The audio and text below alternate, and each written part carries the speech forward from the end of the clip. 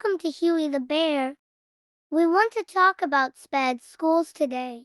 SPED schools provide special needs education, aided education or education in a way that accommodates their students' differences, disabilities, and needs. One can enter into SPED schools from the age of 7 to 18 to learn independent living and vocational skills. We will show a video to explain more. In Singapore, there are mainstream schools primarily for neurotypical students and special education schools for those with special needs. However, for the latter, many parents still prefer mainstream schools out of fear that otherwise their child may be left behind. As an educational leader in Asia, Singapore is ramping up its efforts to improve inclusive education. But with a diverse population that has various learning needs, a more holistic approach that goes beyond academic performance is critical. For children with special needs, we differentiate the systems very clearly. Mainstream is mainstream, special education is special education. Every child is different. As much as every individual wants to be successful academically, but if we are not, it's not the end of the world. We want to have a school where we teach the way they can learn. It's not what we want them to learn, but what they need and what they need to be able to be independent in this life.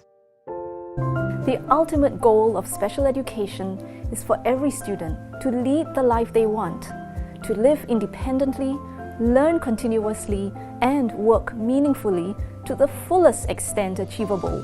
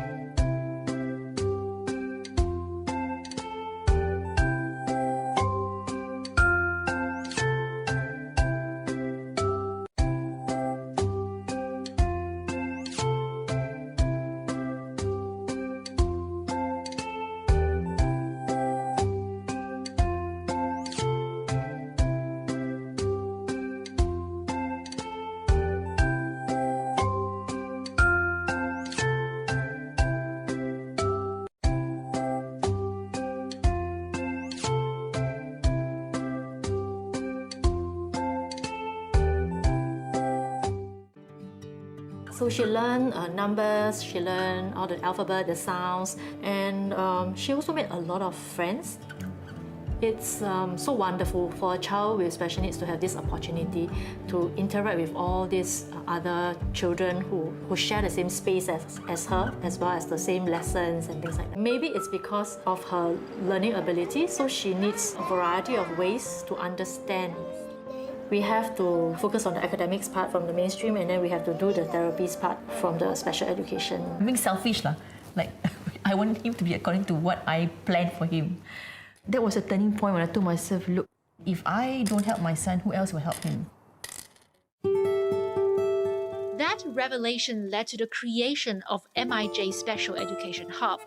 Farah and Ali wanted to create a safe learning space to equip their son and others like him with essential life skills instead of focusing on academic achievement.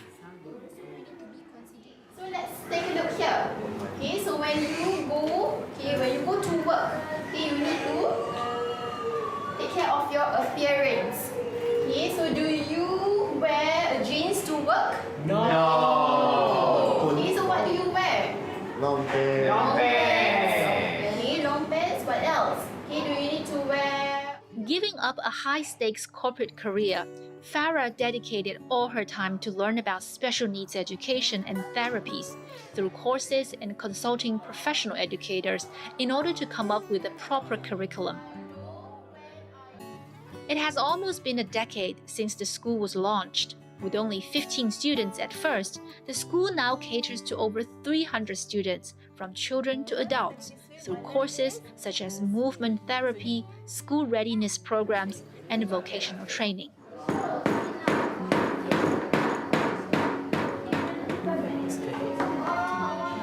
the population grows older, what happens to the number of kids after they graduate from a special school after 18? How many are gainfully employed and independent? How informed is the private sector in their willingness to want to employ these special needs adults? To me, that's the biggest gap. What do you think about SPED schools? Let us know in the comments below.